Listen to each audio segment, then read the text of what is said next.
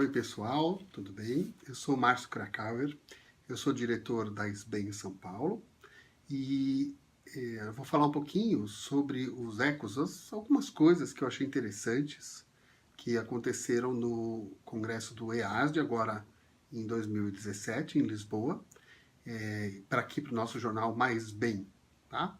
Eu sei que a gente não tem muito tempo, então eu vou falar meio depressa algumas coisinhas que são muito interessantes, eu vou falar muito pontualmente de cada coisa, tá?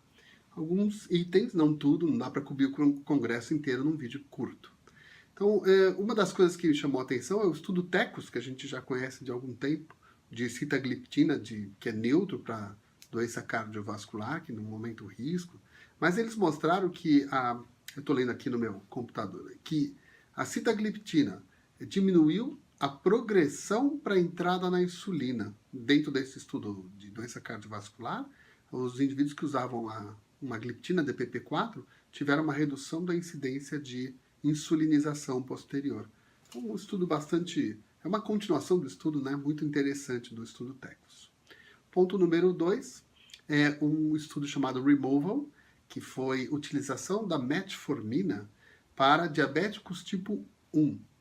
Então, a metformina para diabéticos tipo 1 na tentativa de reduzir o risco cardiovascular ou da doença aterosclerótica, né?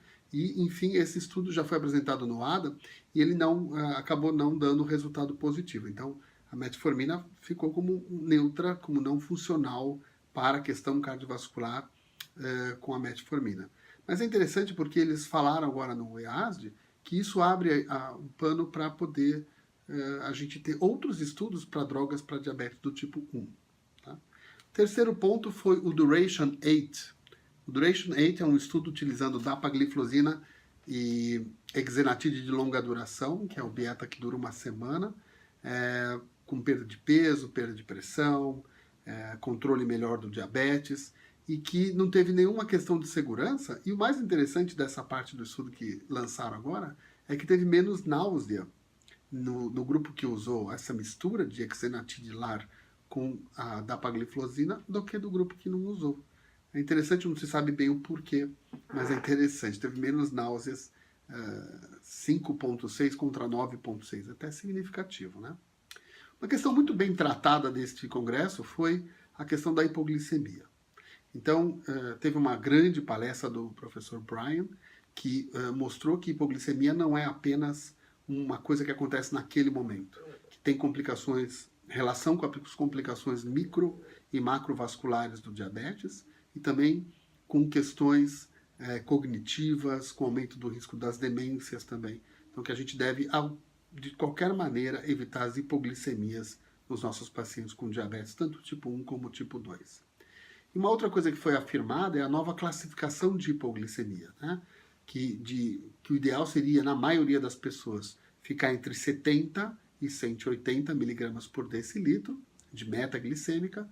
Abaixo de 70 até 55 seria nível 1 e abaixo de 54, nível 2. A hipoglicemia severa ainda se chamaria aquela que precisa de assistência externa do indivíduo. Ele precisa de alguém ajudando para sair da hipo. E no nível alto a mesma coisa, de 180 até 249 ao nível 1 e de 250 para cima, nível 2 de hiperglicemia. Então são conceitos novos que os próximos estudos vão trabalhar bastante.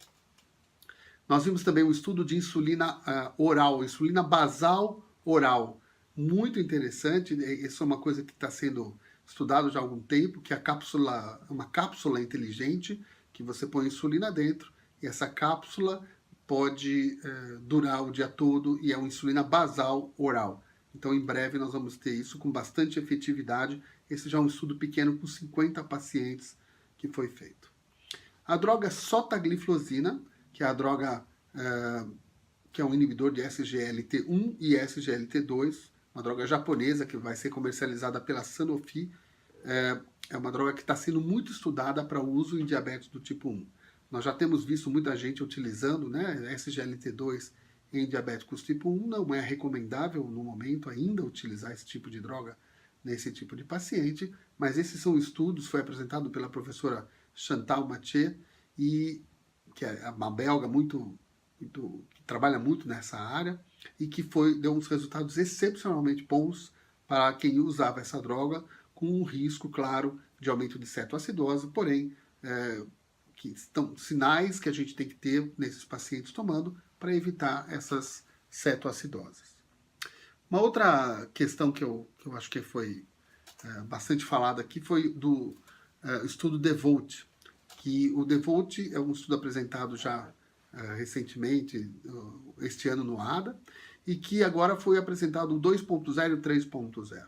O 2.0 é o estudo de variabilidade glicêmica, que mostra que a insulina degludec tem menor variabilidade glicêmica, e também o estudo 3.0 sobre o risco de hipoglicemia.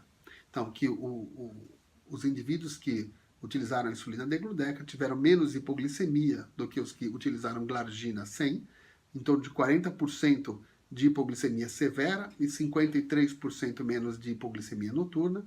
E esses indivíduos têm menor risco, então, de morte por todas as causas. A mortalidade por todas as causas foi reduzida. E aí eles criaram uma calculadora muito interessante sobre hipoglicemia para calcular o risco de hipoglicemia dos nossos pacientes. Então, você coloca lá a idade, glicemia de jejum, a variabilidade, e ele dá o risco de hipoglicemia nessa calculadora que eles apresentaram. Bom, em poucas palavras, em poucos minutos eu queria dar esses recados. Claro que tem muita coisa, mas quem tiver vontade vai ter bastante coisa para pesquisar. E eu também fico à disposição para falar com vocês sobre as coisas que eu assisti no Congresso Europeu de Diabetes. Um abraço a todos vocês e até a próxima.